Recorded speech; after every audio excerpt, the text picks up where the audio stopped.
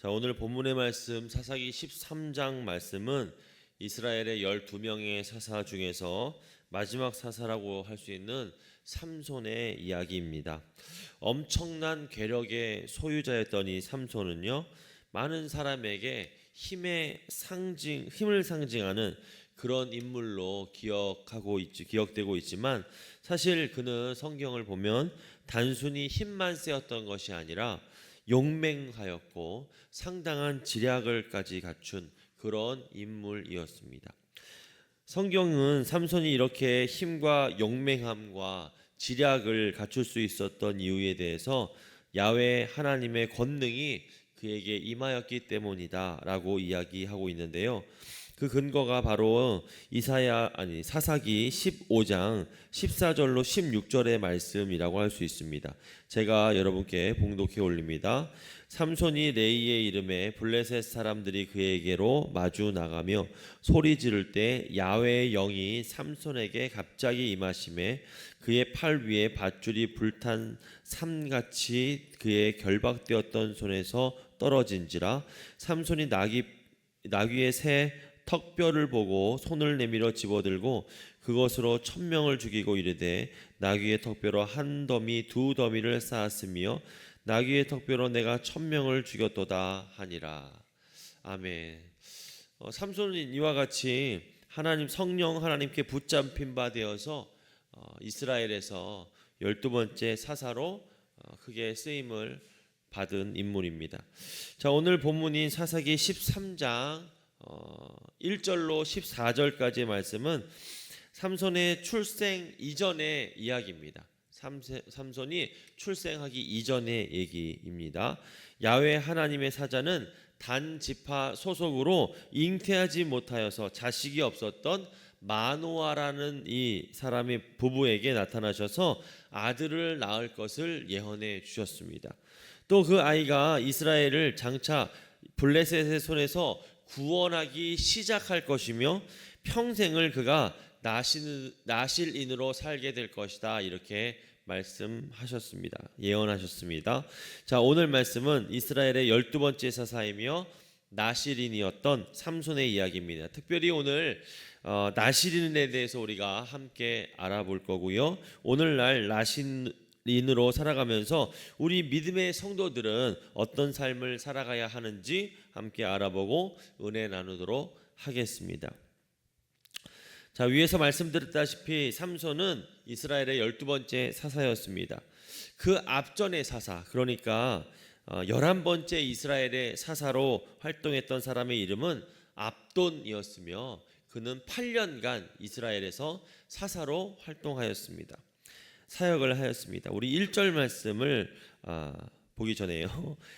8년 동안 사사로 활동하였습니다. 그리고 이 압돈이 죽은 후에 이스라엘은 다시 하나님 앞에 범죄하게 되었고, 하나님은 다시 범죄한 이스라엘을 40년 동안 블레셋의 손에 넘기셨다, 이렇게 성경은 이야기하고 있는데요. 1절 말씀을 함께 합독합니다. 시작.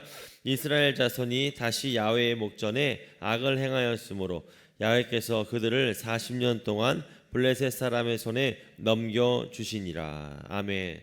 자, 이때 소라 땅에 살고 있던 단지파의 마노아라는 사람은 그의 아내가 임신하지를 못하여서 자식이 없는, 그렇게 두 부부가 살아가는 그런 상태였습니다.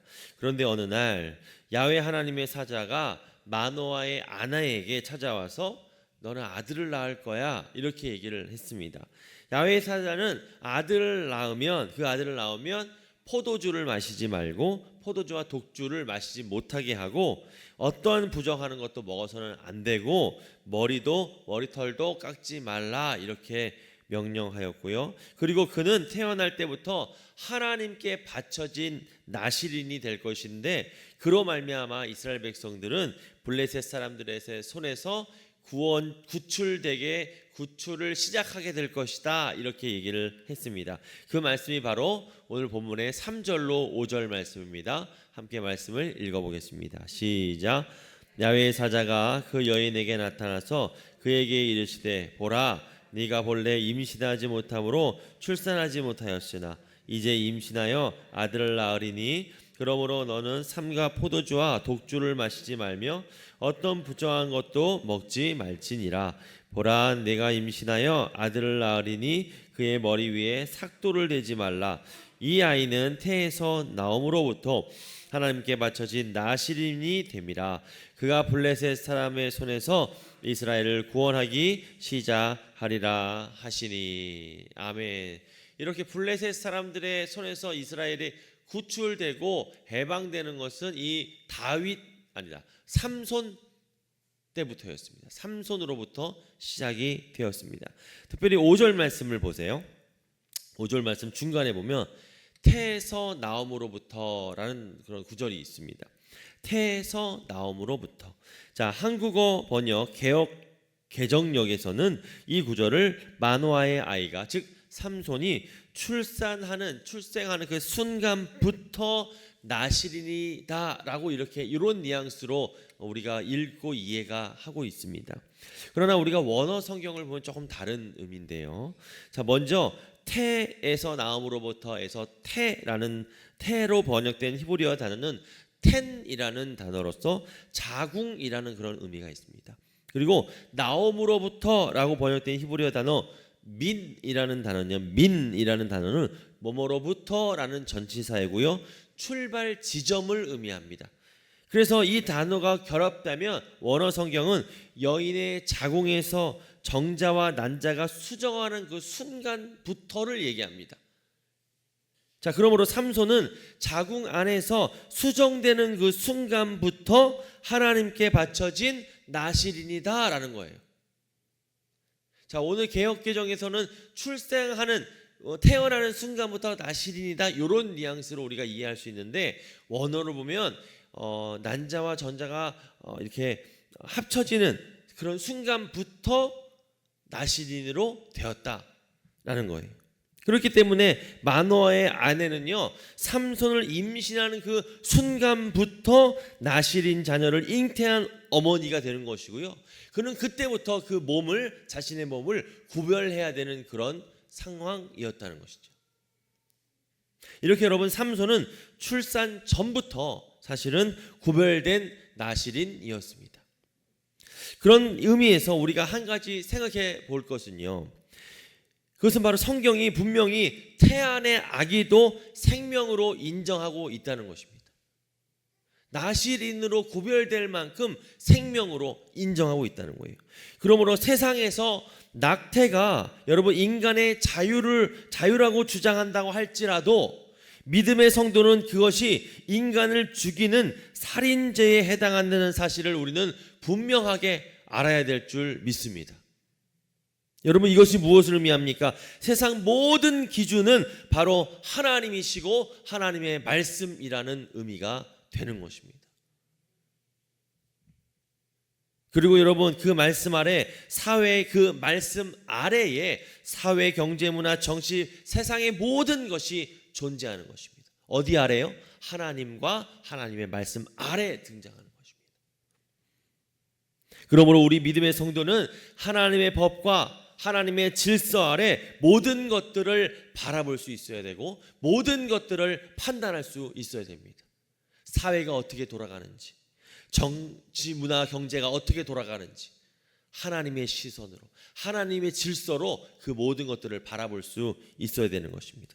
특별히 오늘 우리 기독교인들은 한 자리에 모여서 여러분 기도할 것이라고 많이 얘기 들으셨을 거예요. 여러분, 그 기도를 참석하든 참석하지 않든 중요한 것은 여러분, 우리가 하나님의 뜻을 지키는 것입니다. 그리고 이 나라가 하나님의 뜻에 의해서 운영되어져 가기를 우리는 나라를 위해서 기도해야 될 줄 믿습니다. 여러분, 우리 모든 성도 여러분들이 이 나라를 위해서 여러분 하나님의 말씀이 바로 서는 나라가 될 수 있도록 기도해 주시기 바랍니다. 다시 말씀 보시겠습니다. 하나님의 사자의 명령을 듣게 된 이 마노아의 아내는요, 자신이 보고 들은 것을 남편 마노아에게 그대로 전달하였습니다. 그러면 아내가 전해주는 야훼의 하나님의 사자의 명령을 들은 그 마노아는 어떻게 반응하였습니까? 여러분, 만약에 하나님의 사자가 여러분들에게 나타났어요.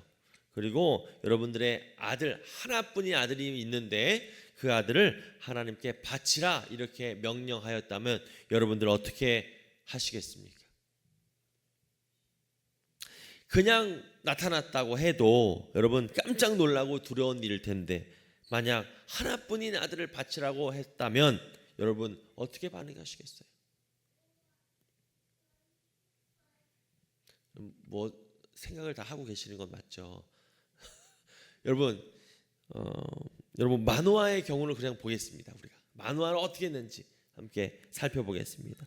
만노아는 어떻게 반응했습니까? 만노아는 하나님의 그 명령을 듣고, 물론 와이프 아내에게 전달받은 내용이지만 그 내용을 듣고 하나님 앞에 기도했습니다. 여러분, 그리고 이제 그 나신이 아이가 태어나면 어떻게 해야 되는지 가르쳐 달라고 기도했어요. 여러분, 우리 8절 말씀 함께 합독합니다. 시작. 마노아가 야훼께 기도하여 이르되 주여 구하옵나니 주께서 보내셨던 하나님의 사람을 우리에게 다시 오게 하사 우리가 그 낳을 아이에게 어떻게 행할지를 우리에게 가르치게 하소서 하니. 아멘. 여러분, 아내의 말을 듣고 마노아는요, 그 마음이 굉장히 답답했을 거예요. 내심 걱정과 근심이 물론 있었을 것입니다. 그토록 원하던 아들을 분명히 원했겠죠. 아들을 원하는데 그 아들을 주신다니 너무나 반가운 일일 거예요. 근데 그 아이가 태어나면서부터, 그 태 안에서부터 영원한 나실인이 된다니 여러분 얼마나 놀라고 깜짝 놀랐겠습니까? 그리고 그는 보통 자녀로 키우는 것이 아니라 나실인의 아들로서, 나실인으로서의 아들을 어떻게 키워야 되는지 아마 크게 걱정을 하게 되었을 거예요. 막막했을 것입니다. 그래서 그는 여러 가지 복잡한 마음이 있었지만 하나님을 믿고 의지함으로 하나님께 기도했습니다. 그리고 자기가 궁금했던, 자기가 두려워하는 것들, 걱정하는 것들에 대해서 하나님 앞에 질문하고 묻기 시작하였습니다. 여러분, 이런 마노아의 모습은 하나님의 명령을 받았을 때 성도의 바른 자세와 태도를 우리에게 가르쳐 줍니다. 여러분, 우리가 하나님의 명령을 받으면 내 환경과 내 상황에 관계없이 아멘으로 순종해야 될 줄 믿습니다. 할렐루야, 할렐루야. 여기서 여러분, 내가 할 수 있고 없고는 중요하지 않습니다. 명령이 떨어졌으면 오직 하나님의 충성된 종이라면 하나님의 명령에 순종하는 것이 여러분 마땅한 것입니다. 그것이 여러분 성도의 바른 태도이고 자세입니다. 여러분, 그러나 여러분, 우리가 살다 보면 어떻습니까? 그렇지 못할 경우가 너무나도 많이 있는 것이 사실입니다. 우리가 하나님의 명령을 듣고도 거절하고 불순종할 때가 너무 많이 있다는 거예요. 여러분, 그러면 왜 하나님의 명령, 하나님이신 그 전 우주를 다스리시는 전능하신 하나님, 이 세계를 창조하신 하나님의 명령을 여러분 우리가 거절하기도 하고 불순종하기도 하는 것일까요? 그것은 바로 그 명령은 하나님의 명령이지만 내가 할 수 없다라는 생각이 꽉 차 있기 때문입니다. 여러분, 그러나 오늘 마노아를 보세요. 본문의 마노아를 보세요. 하나님께서 그 내리신 명령은 누가 들어도 여러분 순종하기 어려운 명령임은 분명합니다. 만약에 우리 아들이 지금 9살인데요 드리라고 했을 때 심각하게 고민했을 겁니다. 할렐루야. 물론 9살이고 만약에 목사 되라고 한다면 하나님의 뜻이 그것이라면 아멘으로 순종하겠지만, 만약에 요 정도가 아니고 만약에 아브라함 정도다, 만약에 제사의 제물로 바쳐야 된다, 만약에 이런 정도로 여러분 생각해 보세요. 얘기가 상당히 달라집니다. 여러분, 이 명령은 분명히 힘든 명령이 맞습니다. 그래서 여러분, 자신이 감당할 수 없는 하나님의 명령 앞에 이 마노아가 어떻게 합니까? 기도합니다. 그리고 자기가 이룰 수 없을 것을 알았는지 어떻게 해야 되느냐, 어떻게 해야 되냐고 하나님께 묻고 기도하기 시작했다는 거예요. 여러분, 우리가 중요한 것은 이 기도의 내용이라고 생각해요. 여러분, 그는 어떤 기도를 하였느냐? 바로 나실인의 아들을 어떻게 해야 되는지, 어떻게 길러야 되는지 가르쳐 달라고 기도하였다는 것입니다. 즉 그의 기도는 하나님께 받은 명령을 잘 순종할 수 있도록 도움을 요청하는 기도였다는 거예요. 사랑하는 성도 여러분, 고린도전서 5장 2절 말씀에 보면 사도 바울은 믿는 자에게 구할 것은 오직 충성이라고 이야기하였습니다. 그런 의미에서 오늘 본문의 만화는 누구나 어렵고 누구나 난감한 이 명령을 받고 그 명령에 순종하기 위해서 어떻게라든 순종하기 위해서 하나님을 의지하고 하나님께 도움을 청하고 기도하는 모습을 보여주고 있다는 거예요. 그러므로 우리에게 어떤 하나님의 명령이 여러분 떨어졌을지라도 여러분, 우리가 어떻게 해야 됩니까? 고민하고 기도하는 것은 여러분, 이 명령을 할지 말지 고민하는 것이 아니라는 거예요.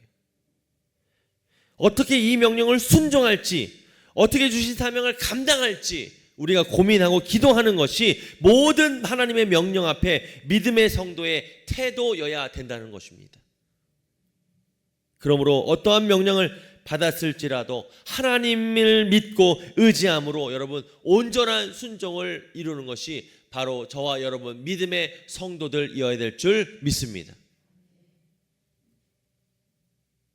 순종함으로 하나님의 명령을 분명하게 이루어 나가시는, 하나님의 뜻을 분명하게 이루어 나가시는 저와 여러분들이 되시기를 예수님의 이름으로 축원드립니다. 다시 말씀 보시겠습니다.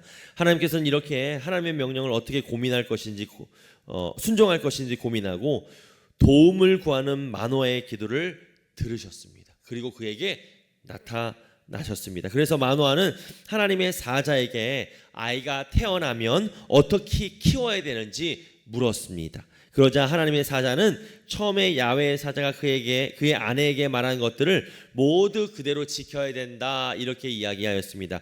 우리 12절로 14절의 말씀 함께 합독할까요? 시작. 마노아가 이르되 이제 당신의 말씀대로 되기를 원하나이다. 우리가 그에게 어떻게 행하리이까? 야훼의 사자가 마노아에게 이르되 내가 여인에게 말한 것들을 그가 다 삼가서 포도나무의 소산을 먹지 말며 포도주와 독주를 마시지 말며 어떤 부정한 것도 먹지 말고 내가 그에게 명령한 것은 다 지킬 것이니라 하니라. 아멘. 아멘. 여러분, 이렇게 마노아는 하나님의 명령을 어떻게 순종할 것인지 고민하고 기도하는 사람이었고 12절 이하에 보는 그는 하나님께 묻는 그런 사람이었습니다. 하나님께서 그의 기도를 들으시고 하나님의 사자를 2번씩이나 그의 가정을 찾도록 허락하셨다는 것은 그가 하나님께 인정받은 신앙인이었다라는 것을 우리가 알 수 있는 그런 대목입니다. 그러므로 이스라엘의 많은 가정 중에서 하나님께서 이스라엘의 사사로 나실인을 마노아의 가정에 태어나게 하신 것은 결코 우연이 아니었다라고 우리가 생각할 수도 있을 것 같고요. 즉 하나님께서 그 아이로 하여금 마노아의 부부의 아름다운 신앙을 이어받아서 참 신앙인으로 자라게 하시기 위해서 처음부터 하나님께서 그 나실인 삼손을 마노아의 가정에 인케하게 하시고 계획하시고 이것을 계획하시고 인도하셨다는 것입니다. 그런 측면에서 오늘 본문의 마노아의 부부는 나실인으로 살아가는 것이 하나님의 뜻에 순종하며 살아가는 것임을 우리에게 알려준다고 할 수 있습니다. 자, 물론 오늘 본문의 마노아는 물론 나실인은 아니었어요. 그러나 여러분, 위에서 살펴본 것과 같이 성경을 보면 마노아는 그 누구보다도, 심지어 우리가 내용을 알아서 우리가 알 수 있지만 실제로 나실인이었던 그의 아들 삼손보다도 더 신실한 하나님의 성도이자 백성이었습니다. 여러분, 그 근거가 무엇이죠? 바로 그가 하나님께 묻고 있다라는 것이 그 증거라고 할 수가 있습니다. 자, 12절 말씀을 보면요, 마노아는 야훼의 사자를 대면하게 되자 그가 일전에 그 아내에게 말씀한 대로 되기를 원한다고 말하면서 자신이 어떻게 해야 되는지, 어떻게 아이를 길러야 되는지에 대해서 물었습니다. 자, 우리 12절 말씀 우리 다시 한번 합독하겠습니다. 묻는 마노아의 장면입니다. 시작. 마노아가 이르되 이제 당신의 말씀대로 되기를 원하나이다. 이 아이를 어떻게 기르며 우리가 그에게 어떻게 행하리까. 아멘. 여러분, 이렇게 우리의 인생에서 하나님께 묻는다는 것은 굉장히 중요합니다.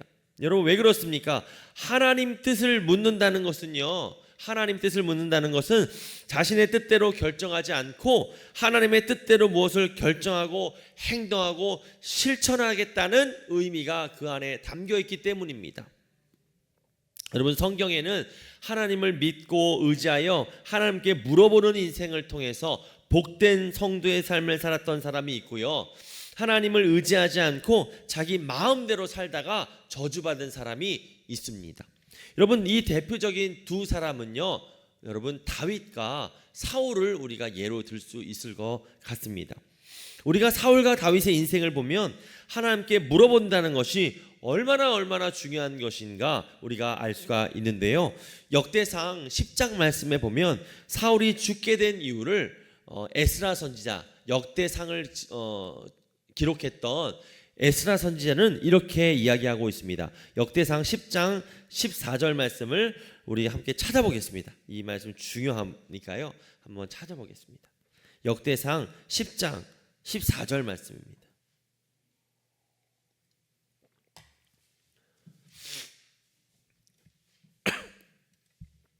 역대상 10장 14절 말씀, 우리 다 찾으신 줄 믿고 함께 합독하겠습니다. 시작.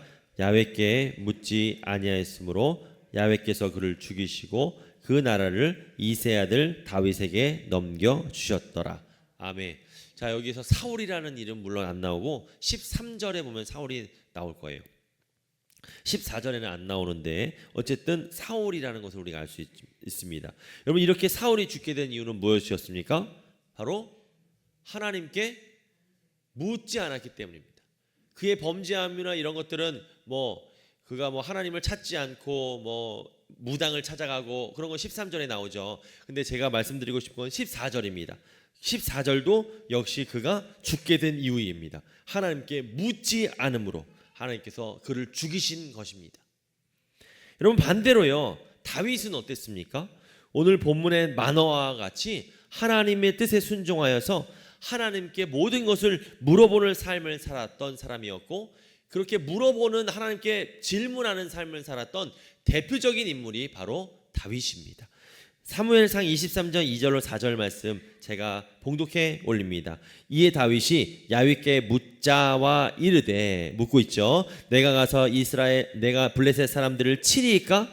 야훼께서 다윗에게 이르시되 가서 블레셋 사람들을 치고 그 일날을 구원하라 하시니, 다윗이 사람들이 그에게 이르되 보소서 우리가 유다에 있기도 두렵거든 하물며 그 일날에 가서 블레셋 사람들의 군대를 치는 일이리까 한지라. 다윗이 야훼께 다시 묻자온대 야훼께서 대답하여 이르시되 일어나 그 일나로 내려가라. 내가 블레셋 사람들을 내 손에 넘기리라 하신지라. 아멘. 아멘. 여러분, 다윗이 어떻게 했어요? 묻고 있습니다. 하나님께. 하나님 칠까요? 하나님 공격할까요? 여러분, 이렇게 하나님의 뜻대로 사는 사람들은 하나님의 뜻을 알기 위해 하나님의 말씀에 그 귀를 기울이는 사람이었으며, 하나님의 뜻을 모를 때에는 하나님께 물어보는 사람이었습니다. 이런 사람이 바로 하나님의 명령인 구별된 삶과 성결한 삶을 살아내는 사람이라고 할 수가 있습니다. 더 나아가 여러분, 사사기 말씀은 우리가 왜 사사기 전체 말씀을 보면요, 우리가 왜 하나님을 물어야 되는지에 대해서 분명하게 이야기하고 있습니다. 그것은 바로 하나님이 우리의 왕이시고 우리는 하나님의 종이기 때문입니다. 여러분, 사사기의 주제는 바로 나의 왕은 누구인가입니다. 또 하나님은 왕이시다, 이렇게도 얘기할 수가 있을 것입니다. 여러분, 사사기 마지막 장에는 그 주제가 선명하게 나와 있습니다. 사사기 21장 25절 말씀 우리 찾아볼까요? 사사기 21장 25절 마지막 장 마지막 절, 사사기의 모든 상황과 모든 주제를 한 주제를 한 문장으로 정리해 놓은 절입니다. 우리 함께 합독하겠습니다. 시작. 그때에 이스라엘의 왕이 없으므로 사람이 각기 자기의 소견에 옳은 대로 행하더라. 아멘. 여러분, 여기서 왕이 없었다는 것은요, 이스라엘 백성이 왕 되시는 하나님을 인정하지 않고 자기 멋대로, 자기 뜻대로, 자기 마음대로 자기 자신이 왕인 줄 알고 살았다는 것을 의미합니다. 그렇기 때문에 그들은 자기 자신이 자신의 왕이 되어서, 내가 나의 왕이 되어서 어느 누구에게도 묻지 않는 삶을 살았다는 의미가 됩니다. 그러면 여러분, 이렇게 자신을 왕으로 생각하며 자기 마음대로 살았던 사사시대의 백성들이 여러분 어떻게 살았습니까? 복을 받았습니까? 형통한 삶을 살았습니까? 그러면 그렇게 살아야죠. 우리도 그렇게 살아야죠. 그러나 사사기에 보면 그들은 그렇게 살지 못했습니다.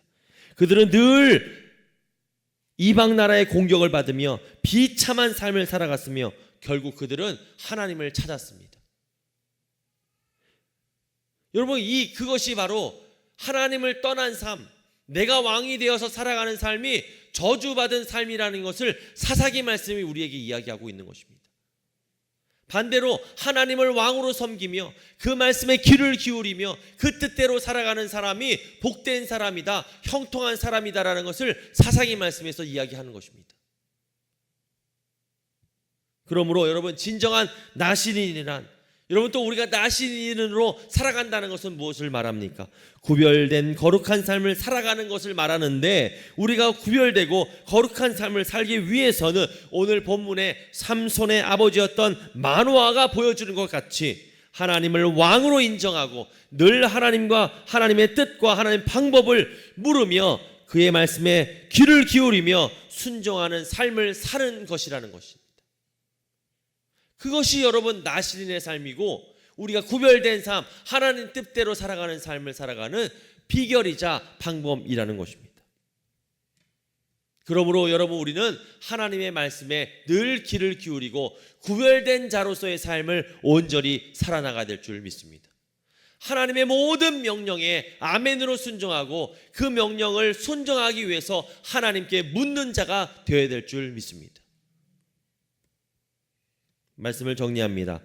에베소서 1장 4절에 보면 하나님께서 창세전에 그리스도 안에서 우리를 택하셨다, 이렇게 얘기를 하고 있습니다. 이렇게 하나님께서 창세전부터 우리를 택하신 이유는 저와 여러분들을 하나님의 일에 사용하기 위함입니다. 그러므로 우리는 하나님께서 맡겨주신 사명, 무슨 사명입니까? 복음 증거의 사명입니다. 이 사명을 온전히 감당하기 위해서 구별되고 받쳐진 자로서의 삶을 살아내야 될 줄 믿습니다. 그런 의미에서 오늘 믿음의 성도들은 모두 하나님께 구별되어진 받쳐진 나실인이다라고 할 수 있습니다. 저와 여러분들은 나실인이라는 거예요.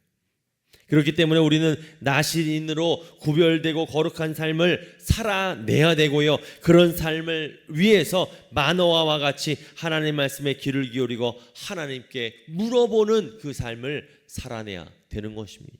사랑하는 성도 여러분, 구별되고 거룩하고 구별된 그 삶을 위해서 여러분 말씀을 읽고 계신가요?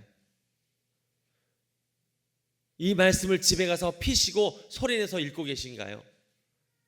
읽으시다가 잘 이해가 안 될 때는 목사님들에게, 전도사님들에게 물어보시나요? 여러분, 지난 금요 심야 예배 때 담임 목사님께서 설교하신 것과 같이 우리가 말씀을 읽지 않을 때는 우리는 계속해서 죄를 지을 수밖에 없습니다.